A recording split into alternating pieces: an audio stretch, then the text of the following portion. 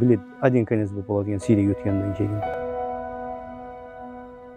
Men 2011-yili ayolim o'lgandan keyin shu 3 ta bolam qoldim. 2 o'g'il, 1 qiz menen. Qizimni o'sha 2013-yili turmushga berdim.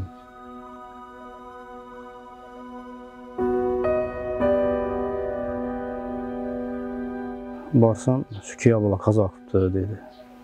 Nima bo'libdi deb so'rasam, Siriyada ekan, o'sha yerda qazo bo'libdi dedi.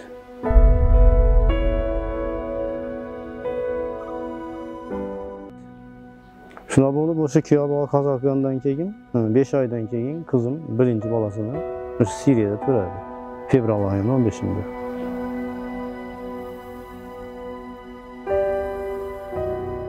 Bu yerda o'ta bir, mendaycha aytganda, ko'p odam, o'ta bardaq lager bo'lgan, o'ta qiyinchilik bo'lgan.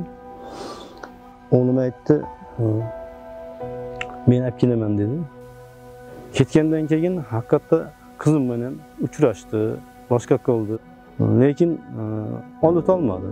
Uni ham pasportini olib, uni o'zini nimaga olib ketishib oldi? Rakkaga. 2017-yili 19-fevralda qazo bo'ldi bolam. O'sha Talafar degan yerda.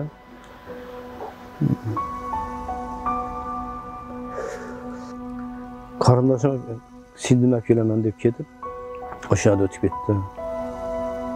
O'shuning uchun hozir lagerdan tez-tez o'sha telefon qilgan paytda qachon biz olib ketadigan dedi deb tez so'rab turadi.